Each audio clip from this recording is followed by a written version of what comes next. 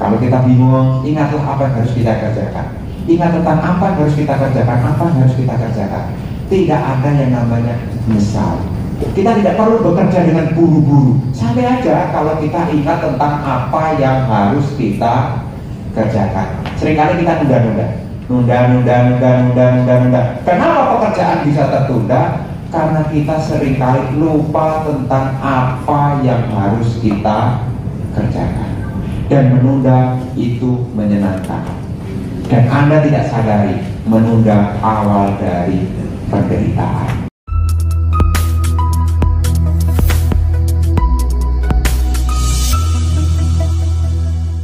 Hari ini menjadi satu awal dari tahun yang mana kita perlu untuk mempersiapkan diri kita untuk mengarungi dari kehidupan kita ini. Maka penting sekali bahwasannya seyogianya kita umat Buddha khususnya menyisihkan sebagian waktu kita untuk belajar Dhamma.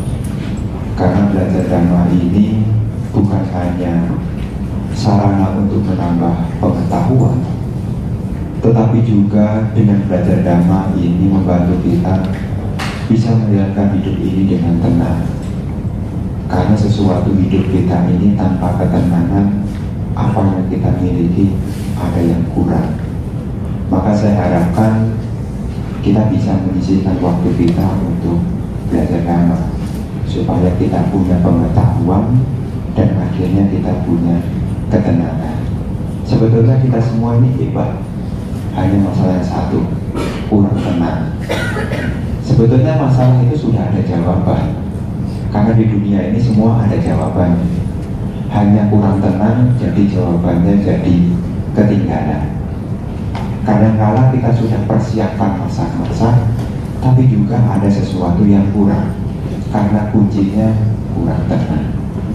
Maka diharapkan setelah belajar ini, ya kita bisa menjalani hidup kita dengan tenang. Karena sesuatu akan bernilai kalau kita bisa menikmati dengan tenang.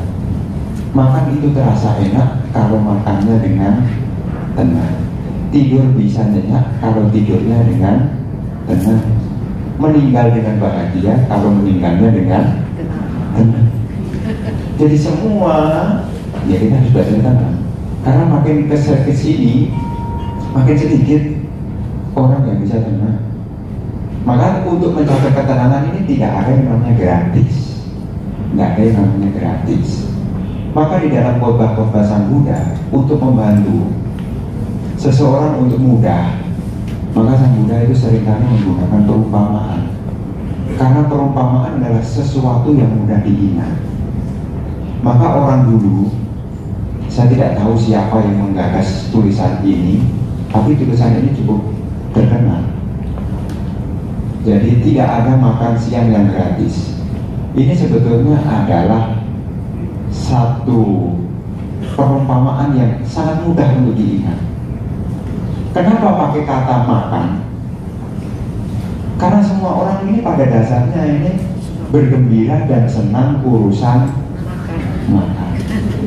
Bahkan acara disebut sukses bukan berapa banyak yang hadir. Acara disebut sukses tergantung makanannya. Jadi kalau Anda nanti ada acara di gedung gitu ya, kemudian pesta kondangan gitu ya, seringkali saya mendengar kondangannya di mana? Oh, dia menyebutkan salah satu tempat yang itu katanya ya bintang. Tapi saya bertanya, di mana di sana? Tidak menarik. Bukannya itu tempatnya bagus, makanannya kurang. Makanya makanan adalah sesuatu yang digemari, sesuatu yang dicintai. Maka kalau kita pergi wisata, yang kita cari selain objek wisata, pemandangan yang dijual, orang itu selalu berbicara, di sini kulinernya apa? Makanya di mana ada tempat makan, di situ kumpulnya orang. Makanya kalau kita mau mengumpulkan orang supaya banyak, di situ harus disediakan. pada dasarnya semua makhluk ini bergembira akan makan. Bahkan kita lahir itu sebenarnya gara-gara satu, yaitu makan. Maka di dalam Kumarapangka, pertanyaan yang disampaikan oleh Sang Buddha kepada Samanera Sopaka, apakah yang satu? Dinyatakan di sana, yang satu adalah makan. Artinya semua makhluk terbentuk karena makan. Kita ini masih lahir lagi itu karena kita masih mengalami lapar akan makan. Makanya tanpa itu kita lapar. Kesenangan indriawi belum bosan, maka kita pengen makan lagi. Maka ketika meninggal kita masih pengen lagi. Maka itu bibitnya lahiran. Dan ini perlu kita pahami. Jadi kita semua ini berkumpul karena makan. Bahkan kalau saya ketemu orang yang kerja, saya selalu bertanya, apa motivasinya kerja? Mencari sesuap nasi, segenggam berlian. Selalu diawali sesuap nasi. Nasi itu adalah makan. Jadi kita ini makan adalah penggambaran tentang kesenangan. Makanya seseorang itu kalau dapat makan, ini harus hati-hati. Ya, karena makanan ini hati-hati. Karena makanan ini katanya, ini katanya, belum ada riset pastinya. Ya, ini katanya. Ingat-ingat ini. Kalau seseorang jam makannya panjang, maka waktu hidupnya sebentar. Kalau jam makannya sedikit, waktu hidupnya panjang. Makanya kalau bisa jangan sampai kita lalai urusan makan. Makan itu memang menyenangkan, tapi hati-hati. Karena kenapa saya menyampaikan ini? Karena penderitaan umat, penderitaan biku. Kalau biku umatnya susah, bikunya ikut susah. Nah, jadi, tapi kalau umatnya senang, bikunya juga ikut senang. Makanya saya cerita ini bukan kemudian, wah Bante, gara-gara saya suka makan kemudian Bante takut-takut. Enggak. Kalau bapak ibu susah, saya juga ikut susah. Soalnya kalau bapak ibu susah, besok yang gak makan siapa? Hanya susah. Makanya saya jaga apa yang ada ini, khususnya umat Buddha, supaya sehat. Jadi meskipun Anda bergembira akan makanan, jangan sampai kita semua lalai untuk berhati-hati di dalam makan. Ya, karena zaman sekarang ini ya makan itu mudah. Ya zaman dulu sulit cari makan, sekarang apa-apa bisa dimakan. Apa-apa bisa dimakan. Maka sebelum memakan apa-apa, hati-hati. Jadi ceritanya ini selanjutnya bukan cerita tentang makanan. Jadi makanan adalah salah satu perumpamaan. Perumpamaan tentang apa yang kita gemari, apa yang kita sukai. Namanya orang hidup, di dalam salah satu sutta di dalam Anguttara Nikaya ada pengharapan yang namanya manusia. Apa pengharapannya dari manusia yang menjadi makanannya manusia pada umumnya, khususnya perumah tangga? Yang pertama adalah punya kekayaan. Ini harapan umat manusia. Umumnya disebut sukses, yang pertama punya kekayaan. Ini pengharapan yang digemari orang. Termasuk kita-kita Bapak Ibu yang ada di sini, urusan kekayaan itu urusan yang diharapkan. Meskipun bukan nomor satu, tapi itu adalah yang diharapkan. Satu, urusan kekayaan. Ini harapan. Kedua, yang diharapkan orang itu sehat.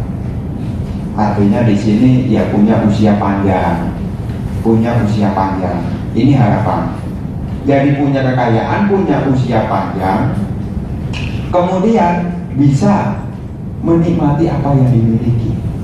Dan harapan keempat, ini bisa lahir di alam surga. Tapi ini semua yang kita harapkan ini tidak ada yang namanya diperoleh dengan cuma-cuma. Anda punya pengharapan pengen punya kekayaan, itu pun tidak ada yang cuma-cuma. Anda pengen kesehatan, tidak ada kesehatan yang diperoleh dengan cuma-cuma. Anda bisa menikmati apa yang Anda ingini, itu pun juga tidak bisa diperoleh dengan cuma-cuma. Anda bisa lahir di alam bahagia, itu pun juga bukan cuma-cuma. Intinya apa yang kita harapkan ini butuh yang namanya pengorbanan. Jadi saya cerita ini supaya kita di awal tahun jangan takut susah. Jangan sampai kita takut susah. Seringkali kita sudah ditakut-takuti oleh pikiran kita. Dan perlu Anda pahami tentang pikiran ini. Pikiran itu sifatnya mengingatkan. Jadi apa yang kita pikirkan itu semua itu sifatnya cuma ngingetin Anda. Tidak harus Anda kerjakan dan tidak pasti Anda alami. Dia hanya mengingatkan. Makanya hidup Anda menjadi tidak tenang karena banyak yang diingatkan. Mesti begini, mesti begini, mesti begitu. Itu semua adalah program-program dari pikiran. Dan itu semua tidak mungkin terjadi. Tapi karena ketika kita duduk tanpa adanya pemahaman, akhirnya kita serba salah. Dan seringkali kita merasa ketakutan, padahal itu belum terjadi. Seringkali kita juga mengatakan, wah jangan. Ini belum nih pikiran kita sudah bisa ngomong begitu. Duduk begitu, kadang-kadang kita sebetulnya masalah belum ada. Pikiran ngingetin begini, nanti hujan loh. Pikiran sudah nyambung, kalau banjir bagaimana? Terus nanti kalau saya banjir, nanti barang-barang di rumah terus bagaimana? Terus nanti orang tua saya bagaimana? Hujan aja belum sempat turun, itu baru usulan dari pikiran. Pikiran hanya mengusulkan nanti kalau. Tapi pikiran ini kalau tidak dipahami, ini memprovokasi. Makanya zaman sekarang banyak yang ketakutan di awal, banyak yang takut susah di awal karena sudah ditakut-takuti. Padahal prinsipnya pikiran cuma satu, ngingetkan. Jadi Anda harus paham. Jadi diingatkan ini nanti kalau saya diingatkan, dicek, enggak, ya selesai. Jadi nanti Anda diingatkan. Makin kesini makin banyak yang diingatkan. Sudah berumah tangga makin banyak yang diingatkan. Berumah tangga punya anak nanti juga diingatkan. Nanti anak yang pertama, nanti anak yang kedua, nanti anak yang ketiga. Ini pikiran diingatkan. Kalau nanti susah-susah terus bagaimana? Diingatkan terus. Makanya dulu ada orang tua berkata begini, Bang, saya belum bisa bahagia. Soalnya anak saya belum menikah. Anak yang sudah menikah, dia juga merasa belum bahagia karena dia merasa belum punya cucu. Dan itu diingatkan terus, dan akhirnya dia sampai tutup mata, dia belum pernah merasakan yang namanya bahagia. Kenapa? Karena dijajah oleh pikiran. Dan perlu Anda pahami, ya, pikiran itu hanya mengingatkan. Anda seringkali diingatkan. Ya, itu hanya sifatnya ngingetin. Tidak akan dan belum pasti terjadi. Hanya diingatkan. Nanti seringkali di awal-awal tahun seperti ini, ya saya harapkan Bapak Ibu yang tidak usah takut, tidak usah khawatir. Selama kita mempersiapkan kehidupan kita, tidak usah khawatir. Kuncinya kan orang berhasil itu kan hitungannya kan dua. Ada kesempatan dan ada persiapan. Kesempatan kita tidak tahu kapan datangnya, tapi persiapan bisa dipastikan. Makanya kehidupan kita ini seperti kita mau mencapai apa yang tadi diceritakan oleh Romo Tony tentang bagaimana perjuangan untuk mencapai sama Sang Buddha. Tidak tahu kapan kesempatannya di Buddha, tidak tahu. Maka di dalam ramalan Buddha di Pankara dikatakan dalam 4 asangkaya kapal 100.000 kapal dari sekarang. Ini kapan? Nggak tahu. Karena kalau di kalkulator nggak bakal ketemu. Satu kapal bumi terbentuk bumi langit nggak ketemu. Apalagi 4 asangkaya kapal 100.000 kapal nggak ketemu. Itu seperti gambaran kesempatan untuk datang kita belum pasti. Tapi yang bisa kita pastikan adalah persiapan. Maka seperti sama-sama Buddha sebelum mencapai itu persiapannya menyempurnakan 10 paran, disempurnakan. Maka khususnya yang muda-muda, ini yang muda-muda ini yang terkhusus. Kalau yang tua-tua kan ya sebentar lagi lah. Artinya sebentar lagi ini ya memberi motivasi kepada yang muda-muda supaya ya terus bersemangat. Jadi khusus yang muda-muda jangan sampai tidak bikin yang namanya persiapan. Anda pengen apa? Anda harus punya persiapan. Jangan cuma ya nanti kalau karma baik berbuah ya pasti berbuah. Karma baik mungkin berbuah tapi kita tidak punya persiapan. Akhirnya kita tidak bisa membawa secara maksimal. Jadi karma baik itu akan berbuah, tapi kalau nggak punya persiapan, kita tidak bisa mengambil secara maksimal. Makanya kita sebisa mungkin seperti apa yang diajarkan oleh Sang Buddha, khususnya kepada perumah tangga yang mengharapkan satu keberhasilan, Sang Buddha menunjukkan punya yang namanya rajin dan bersemangat. Makanya ini sebagai persiapan. Makanya Anda ini, kita semua, untuk supaya kita bisa mempersiapkan diri kita, ya kita harus rajin dan bersemangat. Rajin ini penting. Kadang-kadang kita ini ya kurang bersemangat gitu loh. Jadi kadang-kadang makin kesini kurang termotivasi. Kadang-kadang saya ketemu orang itu orang bingung. Orang bingung itu adalah orang yang tidak tahu apa yang harus dikerjakan. Ini orang yang paling susah sebetulnya. Orang yang paling susah adalah orang yang tidak tahu apa yang harus dikerjakan. Anda sekarang harus tahu apa yang Anda harus kerjakan. Jadi perumah tangga itu sangat susah kalau tidak tahu apa yang harus dikerjakan. Jadi bingung. Juga sama. Sangat susah kalau tidak tahu apa yang harus dikerjakan. Masa kita hanya cuma numpang tidur, numpang makan. Mungkin 2 minggu masih betah. Tapi kalau tahunan, nggak tahu apa yang harus dikerjakan, menderita. Mau pulang sudah keburu tua. Mau bertahan, tidak tahu apa yang harus dilakukan. Maka pesan saya ini berlaku universal. Kita ini belajar rajin dan bersemangat tentang apa yang harus dikerjakan. Jadi rajin dan bersemangat tentang apa yang harus dikerjakan.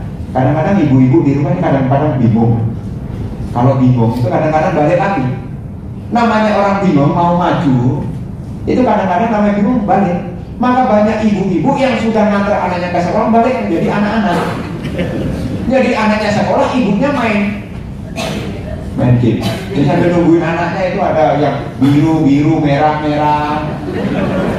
Dengan digeser, tahu nggak mainan apa itu namanya itu?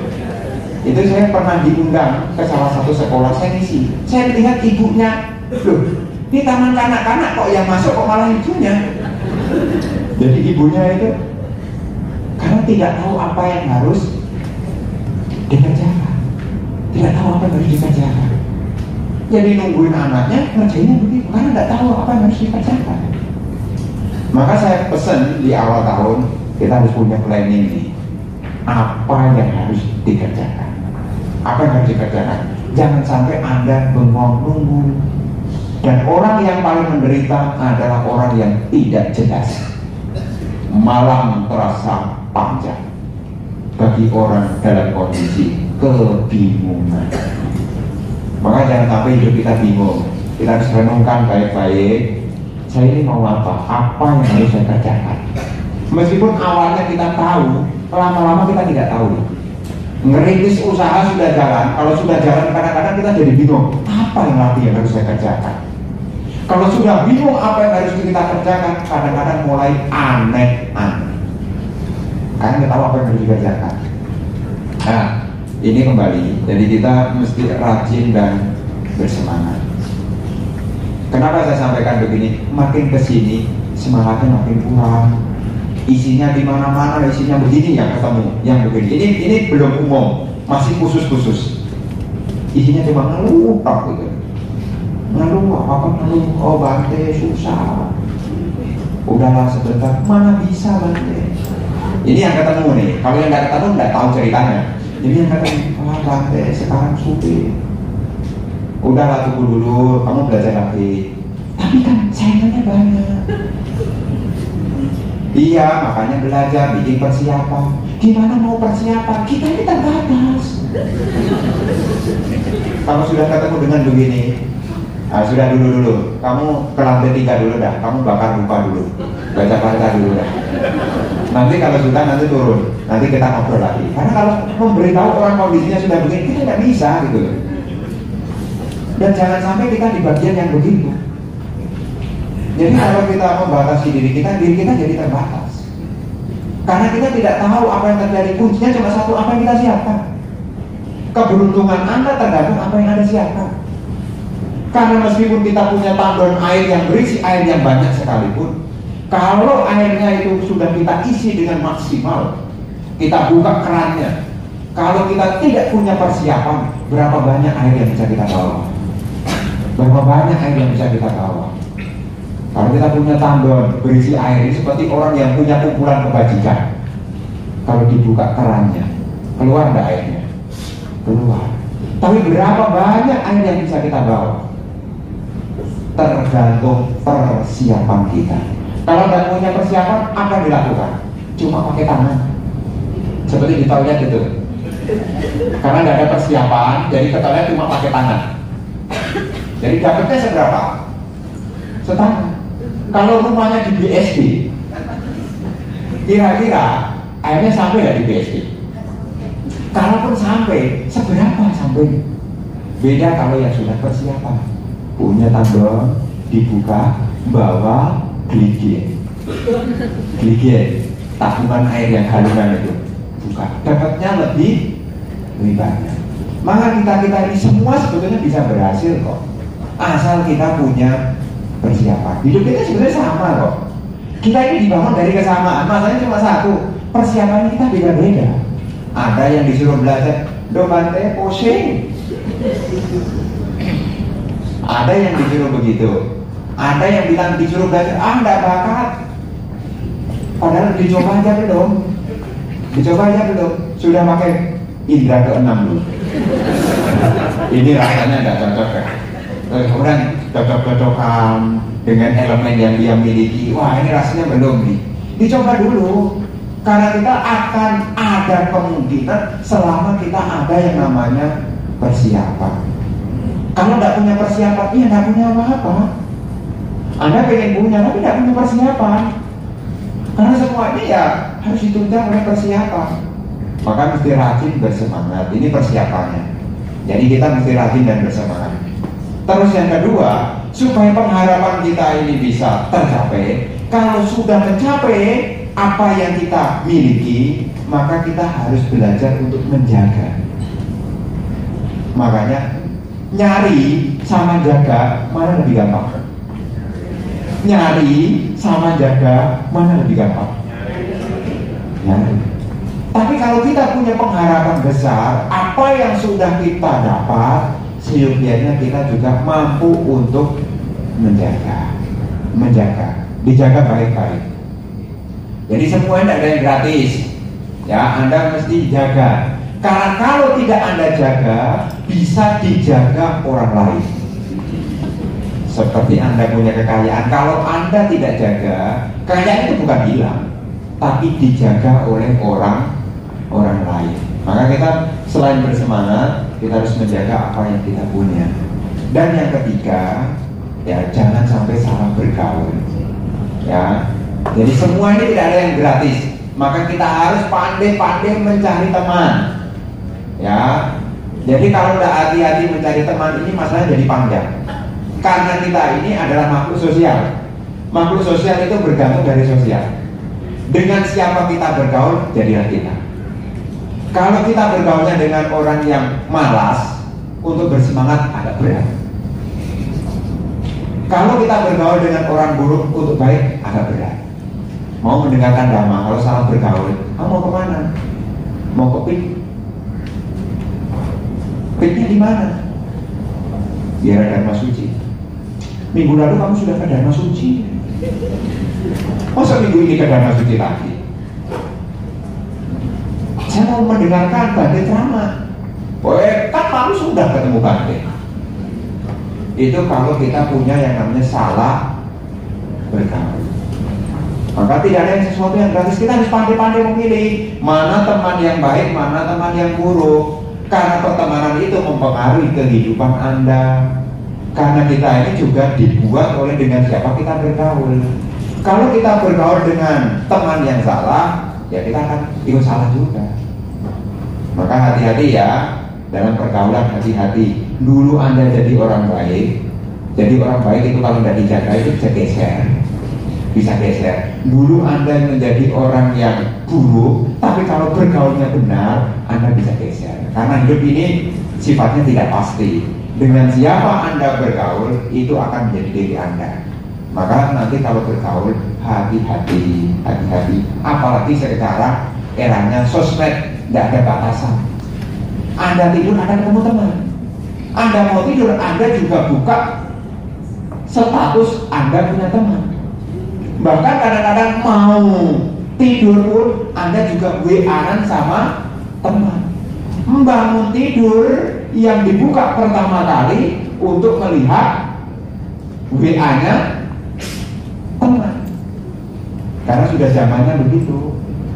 Maka nanti kalau bergaul apakah di media sosial, karena kalau pergaulan fisik masih bisa dibatasi, tapi kalau pergaulan media sosial ini sulit untuk dibatasi. Karena banyak yang terjerumus di situ. Banyak terjerumus di situ. Karena pelet sekarang ya, bukan seperti pelet dulu. Pelet dulu itu harus bikin datang ke orang Twitter. Pelet sekarang cuma edit-edit sedikit. Edit-edit sedikit sudah terpelet loh Anda. Dan itu dari mana? Dari teman yang ada di medsos. Ya, jadi Anda awal tahun ini nanti Anda mesti ya bikin persiapan yang baik. Siapkan diri Anda yang baik, minimal tahu apa yang harus Anda kerjakan, supaya Anda tidak kebingungan dan Anda tidak merasa menyesal setelah tahun Anda lewatkan. Jadi nanti kalau di rumah iseng-iseng ya, diingat apa yang harus saya kerjakan. Enak loh kalau hidup ada begitu. Jadi kalau sekarang daripada mengisi yang tidak jelas, apa yang harus sekarang saya kerjakan. Kalau kita bingung, ingatlah apa yang harus kita kerjakan. Ingat tentang apa yang harus kita kerjakan, apa yang harus kita kerjakan. Tidak ada yang namanya menyesal. Kita tidak perlu bekerja dengan buru-buru. Sampai aja kalau kita ingat tentang apa yang harus kita kerjakan. Seringkali kita nunda. Kenapa pekerjaan bisa tertunda? Karena kita seringkali lupa tentang apa yang harus kita kerjakan. Dan menunda itu menyenangkan. Dan Anda tidak sadari menunda awal dari penderitaan. Makin sering menunda, endingnya Anda menderita. Maka ada ungkapan yang salah, pekerjaan terasa ringan jika tidak dikerjakan. Itu seringkali orang yang pahamnya salah. Tapi ketika tidak dikerjakan, maka pekerjaan itu menjadi beban berkali lipat. Berkali-kali lipat. Mestinya ringan menjadi terbebani. Hidup Anda juga akan terbebani jika tidak kita isi dengan persiapan. Maka tahu apa yang harus saya kerjakan, apa yang harus saya kerjakan. Buka toko, apa yang harus dikerjakan. Bekerja di kantor, apa yang harus dikerjakan. Sampai rumah, tahu apa yang harus dikerjakan. Ingatlah ini sebagai awal tahun, supaya kita tidak ada sesuatu yang kita sesali. Tidak menunda, tidak mengeluh, tidak menyalahkan siapapun. Karena kita sudah persiapkan kehidupan kita dengan baik-baik. Saya pun juga sama. Saya juga bikin persiapan. Seperti tadi saya sampaikan, sangat menderita kalau kita jadi orang yang tidak tahu apa yang harus kita kerjakan. Maka semua keberhasilan yang kita impikan tidak ada yang gratis. Belajarlah untuk mempersiapkan sesuai dengan bidang masing-masing. Jadi yang nggak ada urusannya dengan bidangnya ya nggak usah disiapkan. Jadi sesuai dengan bidang kita. Kalau saya jadi ibu ya sesuai bidang saya. Jadi saya mempersiapkan sesuai dengan bidang saya. Kalau Anda jadi berumah tangga, ya disiapkan sesuai dengan bidang Anda. Jadi ini yang menjadi awal perjumpaan kita. Nanti kita bisa lanjutkan untuk mendalami satu pemahaman supaya kita tahu apa yang lebih dalam lagi. Nanti akan ada sesinya tanya jawab. Jadi ini yang sebagai awal tahun, awal pembuka untuk perjumpaan kita. Sekian, terima kasih atas perhatiannya. Semoga